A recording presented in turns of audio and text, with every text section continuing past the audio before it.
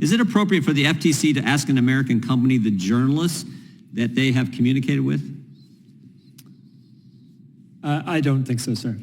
I don't think so either, but that's exactly what happened at the FTC Mr. Bedoya works at just a couple years ago. They sent a letter to Twitter after Mr. Musk had purchased the business and said it's recently reported that Twitter has been providing certain third-party journalists information. And they named the journalists. Barry Weiss, Matt Taibbi, Michael Schellenberger, Abigail Schreier. They name the journalists, and they say this: identify all journalists and other members of the media to whom you've granted any type of access to the companies of communication. Is that appropriate? I don't see what it would have to do with most of the types of actions that the FTC would bring. Hey everyone, welcome back. Today, we're diving into a heated congressional hearing with Chairman Jordan as lawmakers grill experts on AI, innovation, and privacy. Let's get into it. Let's kick things off with a critical moment during the hearing.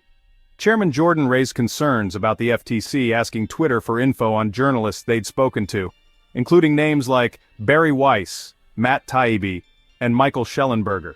Jordan argued this crossed a line, threatening press freedom and free communication. What do you think? Should the government be asking about journalist contacts? Let us know below. They also they wanted to know every reason why Twitter terminated former Twitter employee Jim Baker. You know anything about that, Mr. Chilson? Why they'd be asking about that guy? I don't know much about that, and I don't know why they would. I got my hunches. Jim Baker was the general counsel at the FBI when the FBI was doing all the crazy things, going to the FISA court, getting warrants, spying on presidential campaigns. He then goes to work at Twitter. Mr. Musk buys Twitter and says, I'm going to get rid of this guy. And now the FTC wants to know why? I find that strange, too. Every journalist you've talked to and why you got rid of Jim Baker. Let's talk about Jim Baker, a former Twitter employee fired soon after Elon Musk took over. The FTC wanted answers about his firing, which raised some serious eyebrows. Baker was once the FBI's general counsel, with a controversial past. He joined Twitter post-FBI, but Musk eventually booted him. Chairman Jordan seemed suspicious, and honestly so am I. Was the FTC overstepping here? Let me know what you think. At the hearing, tension flared between the FTC and Ernst Young. An assessor claimed the FTC pressured him to find negative results against Twitter. Chairman Jordan called it soft coercion. The FTC's rep didn't deny it, just said he wasn't familiar with the details. Did the FTC cross a line? Let me know in the comments. If Ernst Young did not include negative findings against Twitter, the FTC raised the specter that it would create other challenges for Ernst Young over time. Does that seem to be the kind of communication that should be going from the FTC to the assessor at Ernst Young, Mr. Chilson?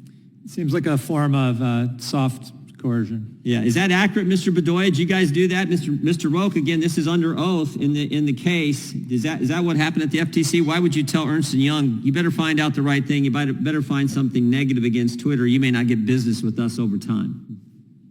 Thank you, Mr. Chairman, for the question. I'm not familiar with that particular communication, and so given that I am under oath, I don't want to give a wrong answer here. Let's talk about AI and privacy concerns. Mr. Bedoya raised concerns about AI's impact on privacy, especially with facial recognition and data use. AI models don't store personal data, but they infer patterns that can still feel invasive. The real issue? How that data is used to predict behavior. It's a tricky balance, privacy versus innovation. What's your take? Let me know.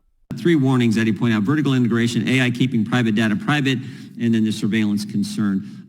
Do you have a different perspective on those 3 concerns, or tell me what your thoughts on the 3 warnings he laid out in his testimony? So in many ways, the privacy issue in artificial intelligence, especially these deep learning models, is much more complicated than it is in the form of social media. And so when you train these models, what you get is something that does not have any of the actual training data in it. So you can never look into a model and see the specific training that was in there. So the privacy implications here are ones more on the inference side and not about actual data being in these. Okay. And so it's much more like remembering that something happened, but not remembering it precisely. This hearing spotlighted key debates on AI, privacy, and government oversight. Chairman Jordan raised valid concerns worth thinking about.